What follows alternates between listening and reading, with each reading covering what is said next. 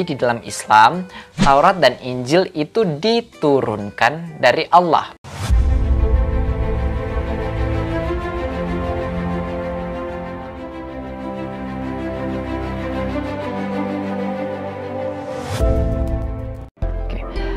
Akhir-akhir ini ada banyak sekali pertanyaan mengenai mengapa Injil dituliskan di dalam bahasa Yunani, padahal Yesus kan bukan orang Yunani.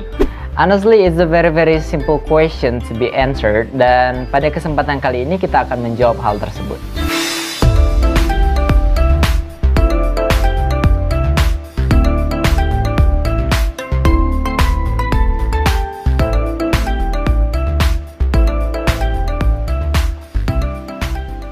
Assalamualaikum Assalamualaikum warahmatullahi wabarakatuh. Halo, kenalin aku Enrico Torolaki.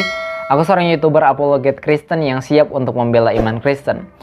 Nah, pada kesempatan kali ini kita akan membahas mengenai pertanyaan kenapa Injil itu dituliskan di dalam bahasa Yunani, padahal Yesus itu sama sekali bukan orang Yunani. Sebelum kita lanjut, sebenarnya aku ingin highlight perbedaan cara pandang dari umat Islam dan juga umat Kristen mengenai Injil itu sendiri. Islam memandang bahwa Injil adalah kitab Allah yang diturunkan dari Allah kepada nabinya, yaitu Isa alaihi salam. Contohnya kita bisa baca di dalam surah Ali Imran ayatnya yang ketiga. Dikatakan, Nazala alaikal kitaba bil haqqi. Dia menurunkan kitab Al-Quran kepada Muhammad yang mengandung kebenaran. Kemudian musaddiqal lima baina yadayhi, membenarkan kitab-kitab sebelumnya. Dan kemudian perlu diperhatikan di sini kata Al-Quran, wa anzala taurata wal injil, dan menurunkan Taurat dan Injil. Artinya di dalam Al-Quran sendiri, di dalam Islam, Taurat dan Injil itu diturunkan dari Allah. Di mana hal tersebut adalah hal yang asing, guys. Hal yang asing di dalam kekristenan.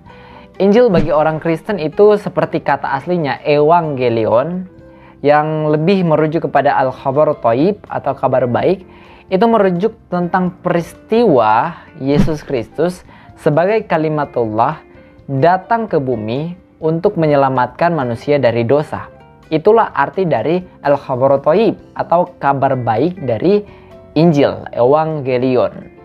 Itulah perbedaan antara kita. Kalau yang satu di Islam memahami bahwa Injil adalah kitab Allah yang diturunkan kepada Isa, sedangkan di dalam kekristenan Injil merupakan tulisan atau biografi mengenai Isa Al-Masih itu sendiri yang datang dari surga ke bumi untuk menyelamatkan kita. Itulah kabar baiknya.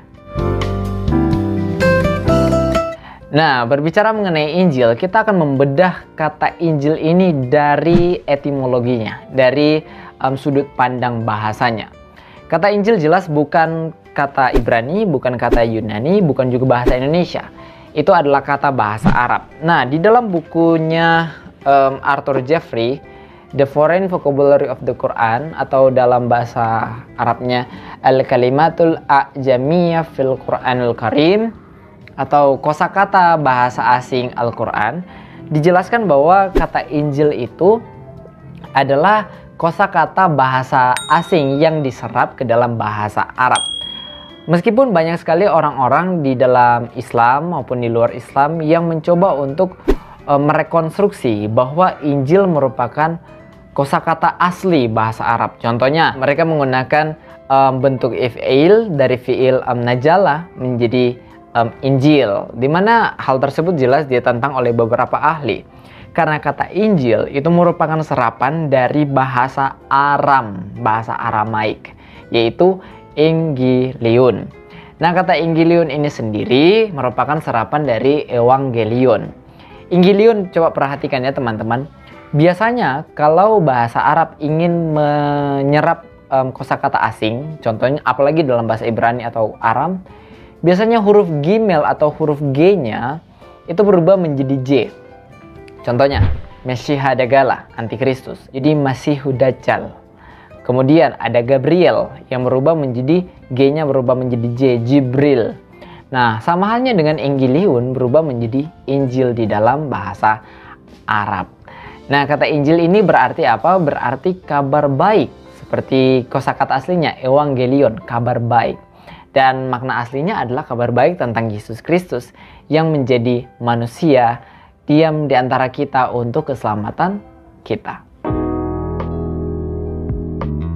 Nah, sekarang masuk kepada pertanyaannya, kenapa Injil harus dituliskan di dalam bahasa Yunani?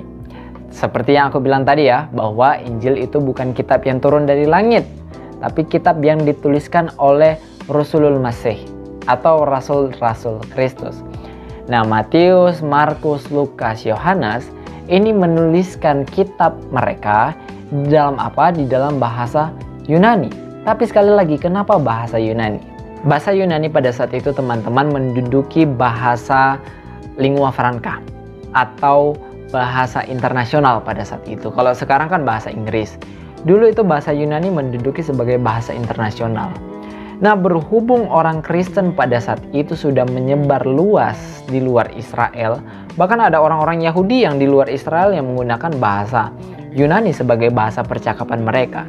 Karena kekristenan sudah menyebar luas, akhirnya rasul-rasul Kristus ini menuliskan di dalam bahasa Yunani. Supaya apa? Supaya bisa menjangkau mereka yang tidak berbahasa Aram, tidak berbahasa Ibrani. Karena kabar baik atau al-khabar thaib yang tadi, kabar tentang Yesus yang menjadi manusia, Allah yang menjadi manusia, ini perlu disampaikan bukan cuma untuk orang Ibrani, bukan cuma untuk orang Aramaik, tetapi untuk segala bangsa. Ingat kata Yesus, jadikanlah semua bangsa muridku. Artinya mulai dari orang-orang yang di luar Israel, orang-orang yang di Korintus, orang-orang yang ada di Efesus yang tidak berbahasa Ibrani, itu akhirnya bisa untuk memahami tentang kabar baik dari Yesus Kristus itu sendiri. Itulah alasan kenapa Injil dituliskan di dalam bahasa Yunani, supaya bisa menjangkau banyak orang. Nah, demikian penjelasanku. Aku harap jelas dan dapat memberkati teman-teman. Shalom alaikum Bishim Yesua Masih. Assalamualaikum warahmatullahi wabarakatuh. Salam sopan santuy. Dadah.